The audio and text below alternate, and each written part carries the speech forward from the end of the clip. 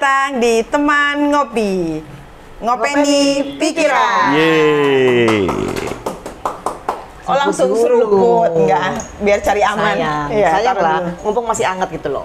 Emang ini kayaknya anget luar dalam kayaknya, Iya, Bun. Panas luar dalam. Luar biasa ini, Bang. Sampai berapa derajat nggak tahu dah ini. Aduh, udah berasa. Tapi ya mau gimana lagi, Iya. ya kan? Ini sudah alaminya ya, Bun. Sudah alaminya gitu. Masa kita mau menolak? Iya, kita harus berdamai dengan panasnya ini. Seperti kita berdamai dengan pikiran. Asik. Detox emosi. Lagi-lagi balik ke Iya. emosi. Lagi-lagi kita balik ke detox emosi. Jadi gimana, Vi? Kita cuma berdua aja nih ngobrol-ngobrolnya. Ngobrol apa nih enaknya nih? Ya, sementara kita ngobrol berdua aja dulu. Ini ada yang agak-agak nyangkut di kepala nih, Bun. Soal apa tuh? Perihal mind, no mind, dan created mind. Iya, emang agak ini ya. Iya. Agak susah buat kita itu menerjemahkan apa yang dimaksud dengan mind, no mind, created mind. Iya, kalau menurut Bunda gimana itu? Maksudnya sepemahaman Bunda, itu gimana? Bunda pernah kan bertanya ke bapak, misalnya kalau kita analogikan bahwa itu seperti kita menyukai minum teh gitu kan. Ketika kita menyadari bahwa ini melekat gitu kan, terus kita mengganti dengan hal yang lain, kata bapak, kalau itu kita jadikan sebagai patokan, nanti akan jadi blunder. Jadi bapak memberi suatu contoh yang menurut Bunda itu masuk gitu. Jadi Bunda jadi lebih bisa memahami. Misalnya gini, seorang anak kecil TK gitu kan, dia mendapat uang jajan dari ibunya gitu kan. Dalam pikiran dia, uang jajan ini, uang jajan ini aku pakai untuk beli permen, beli apa jajan. Intinya cuma itu aja yang dia pikirkan. Sesuai sama kebutuhan dia saat itu? Ya. Ketika dia beranjak SD, SMP gitu kan ya, uang kebutuhannya makin banyak? Bukan di banyaknya. Jadi ketika dia mendapat uang jajan, dia mulai terpikir hal lain gitu kan. Jadi kalau misalnya dia pengen jajan, terus dia pengen mainan misalnya ya, mainan, aduh kayaknya uang jajanku nggak cukup, kayaknya kok ku simpan dikit deh, ku tabung dikit buat supaya bisa aku membeli hal yang lain, mainan misalnya. Beranjak dewasa lagi gitu kan, pikiran kita akan berubah lagi. SMA misalnya, aku bisa jalan-jalan sama temen dengan uang yang sama gitu ya, dengan uang jajan intinya tuh, bukan di nominalnya ya, bukan. Iya. Ketika kuliah pun dia akan beranjak akan berbeda-beda. Terus Bunda menangkap ini bahwa ini adalah perluasan pandangan. Perluasan pandangan atau sudut pandang. Sudut pandang atau apa ya, dengan kayak memang karena ya beranjak kan, beranjak evolusi. Karena kita berevolusi, kemudian dia meluas kan? Iya. Jadi tidak hanya kalau dari awal kerja kan kita hanya pikirannya hanya jajan gitu aja kan, jajan. Awalnya TK jajan, kemudian SD, oh iya nih mau traktir temen nih. Ya, SMP kayaknya mau ada outing, nanti aku harus punya uang jajan lebih. Aku tabung aku tabungnya nanti kalau misalnya ada temen yang ulang tahun atau ya artinya ya pikiran kita terus berevolusi. Apa mungkin creative mind itu terjadi otomatis sebenarnya ya Bunda? Nah itu dia. Seperti waktu itu pembicaraan Bapak sama Bunda itu kita putus. Sepertinya perlu kita sambung lagi. Sepertinya supaya kita nggak terjadi kesalahpahaman, biar nggak remedial. Gimana kalau kita? Kayaknya kita remedial ulang soalnya gitu kan. Gimana kalau kita undang Bapak aja kayaknya Bun? Tunggu nih Bapak belum datang, tapi kemana nggak Bapak tadi ya? Kayaknya nemenin Mami deh. Kayaknya lagi nyari sarung yang pas kayaknya. Ini ya. Iya mungkin Pak Ben bisa tolong lihat apa ada di mana? Siap. Tunggu sebentar. Ya ini perlu lah banyak. Soalnya cara kita menerangkan kok bisa menerangkan kita untuk sendiri aja masih rancu sendiri gitu kan. Iya, jadi kita tuh memahami aja mungkin kadang-kadang gini, mungkin aku cara aku memahaminya seperti ini, Bunda seperti ini. Kalau kita ngobrol gini kan jadi kita terjadi perluasan juga kan.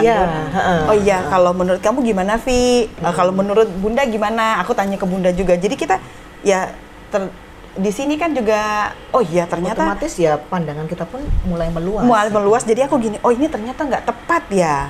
Misalnya aku pandanganku ternyata nggak tepat ya Bun, dan jadi ada masukan juga dari pandangan Bunda. Jadi gitu. intinya tuh kita sebaiknya tuh jangan, kalau ada sesuatu pikiran, dalam pikiran itu ada pertanyaan, ya emang sebaiknya disaringkan supaya tuntas pertanyaannya. Jadi nggak cuma kalau kita cuma nyantol dipendam, cuma dipendam sendiri atau cuma menulis-nulis sendiri tanpa tahu gitu kan, malah kemana-mana pikirannya nanti. Iya. Itu Bapak Fik. Lah, Bapak udah ini Yuk, udah mari ready. ini. Mari kita. Pantesan kuping saya panas. Iya. Sepertinya demikian, Pak. Wah, Wah. ini kopi saya gelasnya beda. Iya. Soalnya Bapak ngopinya ngopi dingin ya, karena di luar lagi panas banget. Betul. Kita kenapa yang hangat-hangat tadi? Iya. Jadi es kopi siang ini. Ada yang pengen kali?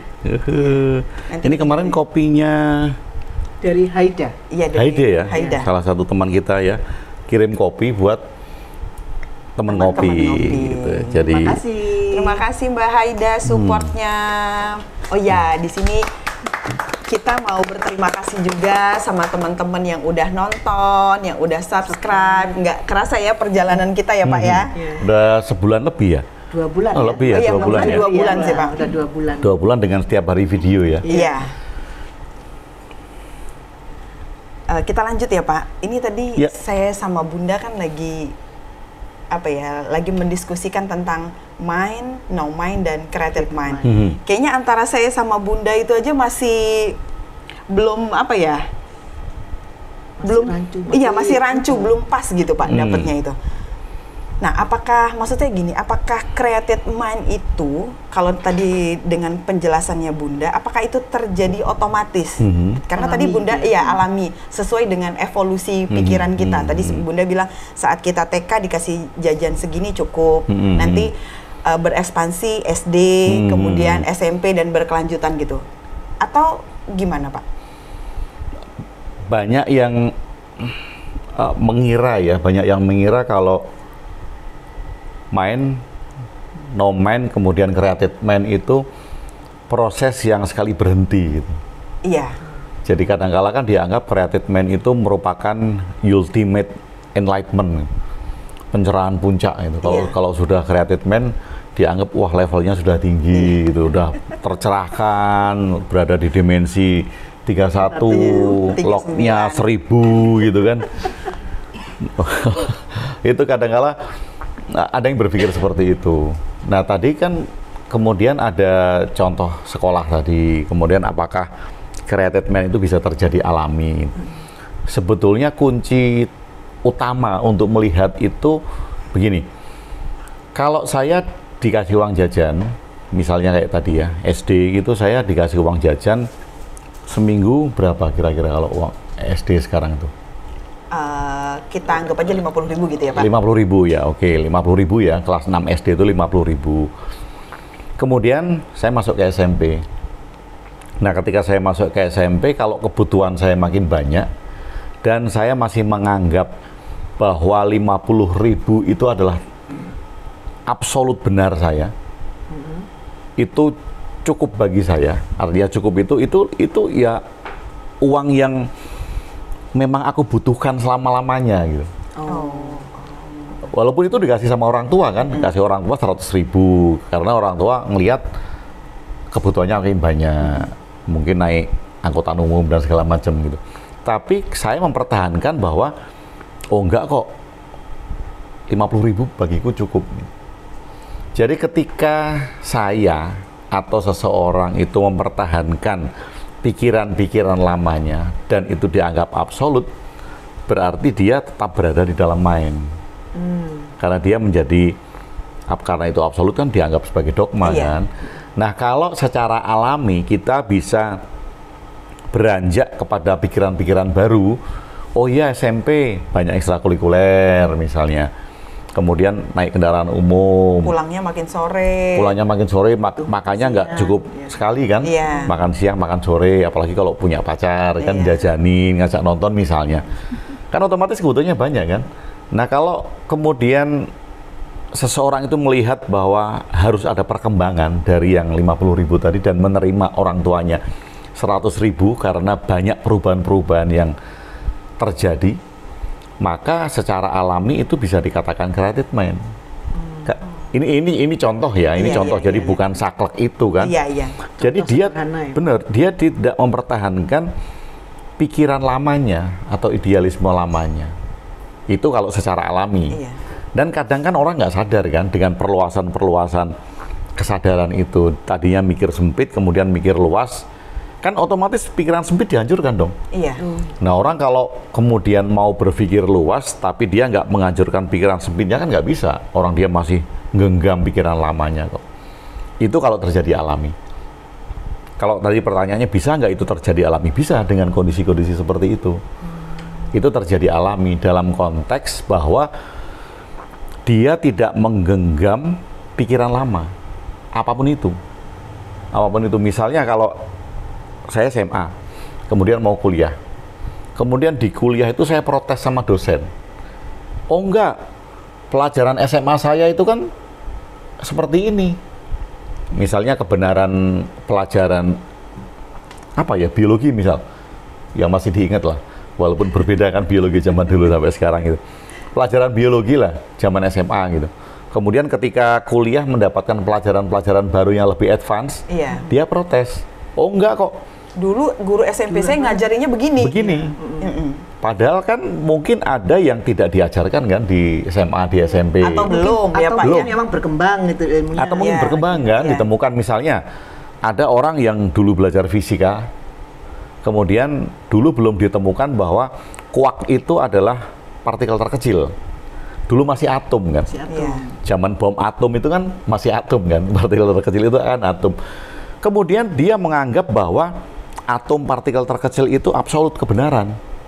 Nah, ketika dia kuliah dikasih tahu atom itu masih bisa dipecah loh. Ternyata atom itu ada intinya, ada proton, ada neutron gitu, ada elektron. Bahkan kemudian ditemukan lagi ada kuak yang paling kecil, ya dia protes. Menurut saya dulu waktu sekolah, partikel terkecil itu adalah atom. Nah, itu kan kebenaran mutlak Iya. yang tidak dihancurkan kan. Iya. Nah, itu main. Nah, dia tidak akan bisa menerima kebenaran baru, creative mind lah.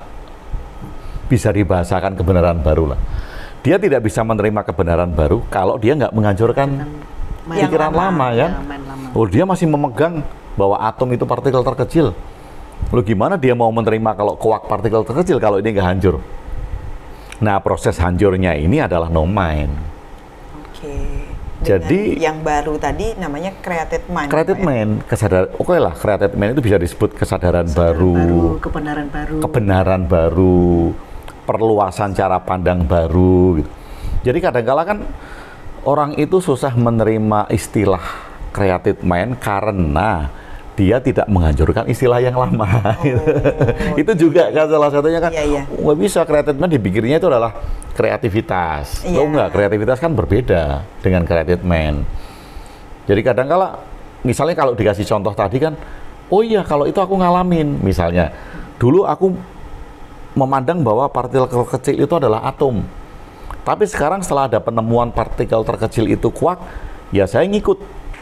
Iya. Nah itu kan contoh bahwa kamu sudah menghancurkan kebenaran lama tentang partikel terkecil itu atom, dan sekarang kamu menerima kebenaran baru bahwa partikel terkecil adalah kuak. Iya. Nah ini kan proses mind, menerima creative mind, dan dihancurkan di no mind.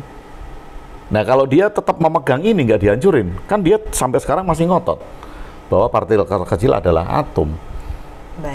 Simpelnya kayak Iya, gitu, simpelnya begitu. simpelnya itu. Nah, itu kan secara alaminya ya, Pak ya. Mhm. Itu maksudnya Mhm. dengan apa ya, dengan proses Dengan proses yang Alami, apa iya. tanpa Dan kita kadang sadari. nggak disadari kan. Iya, dengan evolusi yang alami tadi ya, Pak. Mhm. Nah, itu kira-kira yang tidak alami atau percepatannya bisa nggak, Pak?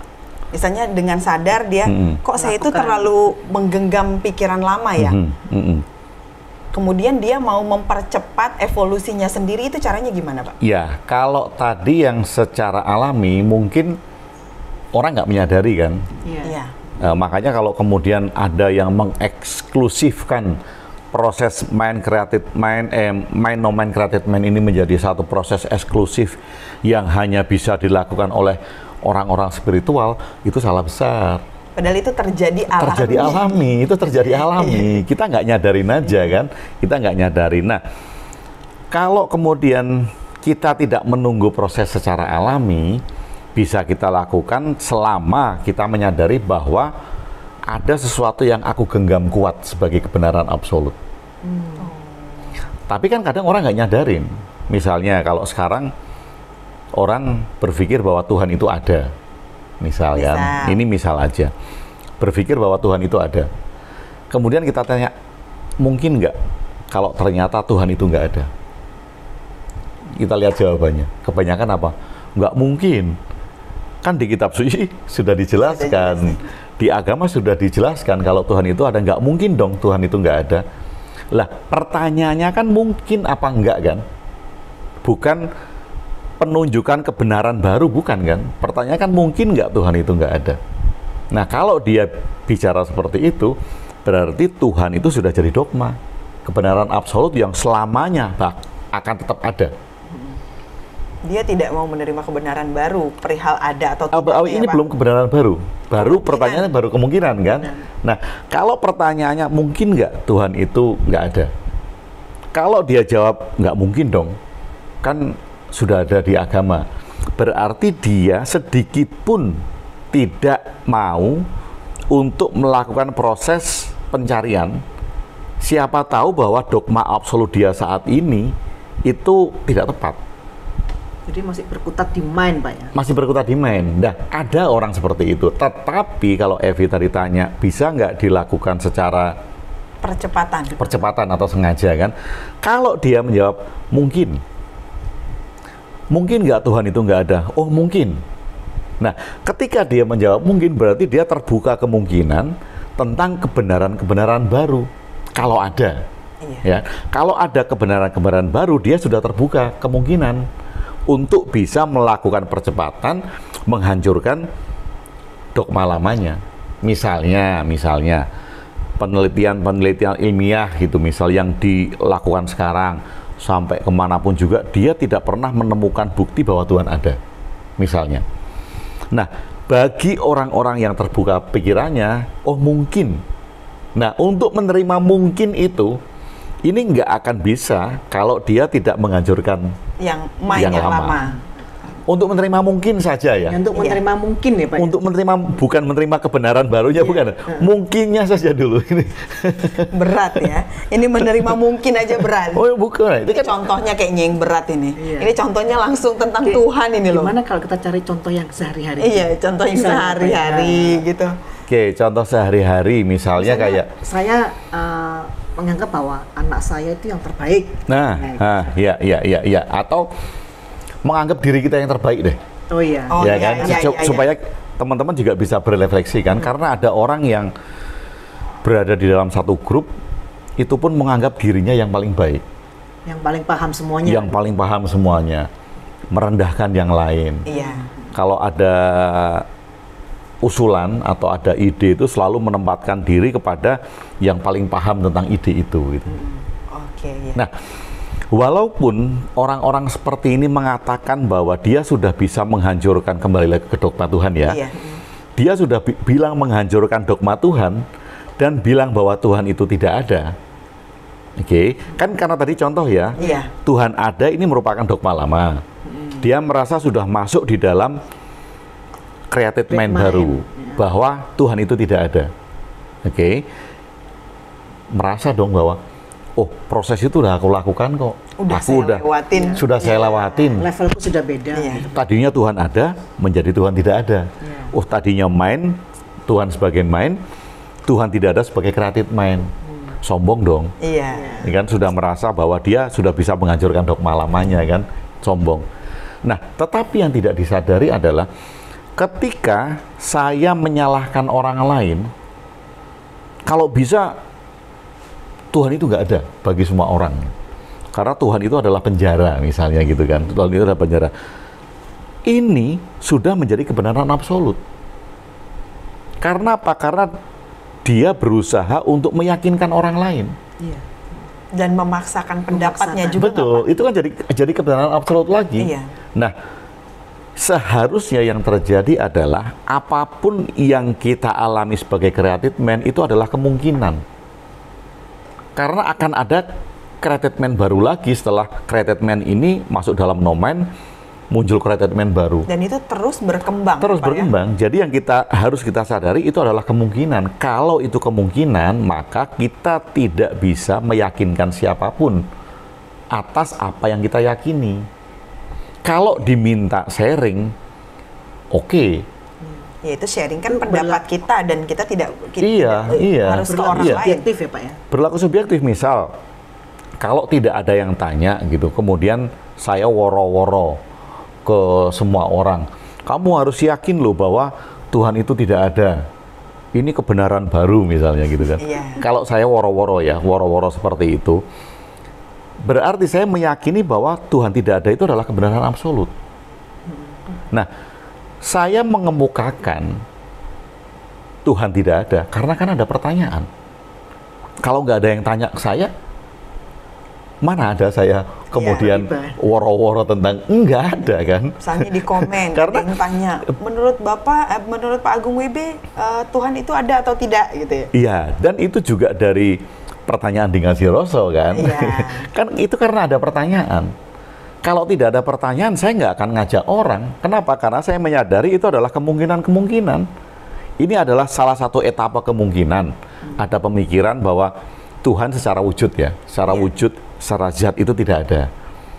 Ini kan merupakan karena sampai sekarang juga tidak pernah ditemukan bukti bahwa Tuhan ada secara wujud ya. Iya.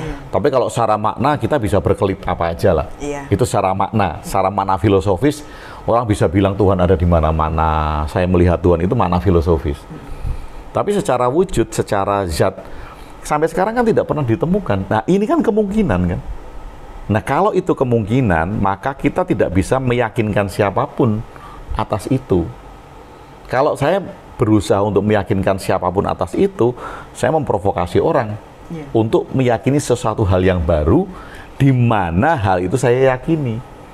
Nah, itu kan kebenaran baru kan, kebenaran absolut yang saya yakini. Itu kan begitu seseorang masuk di dalam created mind, dan misalnya dia tadi menyadari bahwa Tuhan itu nggak ada. Kemudian dia sudah menyalahkan yang lain, bahkan mengajak yang lain untuk meyakini hal yang sama. Saat itu juga created man itu menjadi main. Kan tipis banget kan? Iya. Ini kan kayak rambut dibelah 7. Iya, jadi baru bergeser. mau ke Sirotol Mustaqim, Iya. jalan yang lurus, udah bengkok lagi. Itu Pak. Jadi antara mind dan created mind itu bergesernya itu ya benar. Ya tipis banget, Betul. Pak. Begitu kita melahirkan created man dan meyakini created man kita itu adalah kebenaran absolut satu-satunya, saat itu juga jadi main. Langsung jadi main. Jadi ada juga Pak yang pernah bertanya ke saya Pak ya, mind, no mind, created mind. Sampai kapan kita menjalani itu?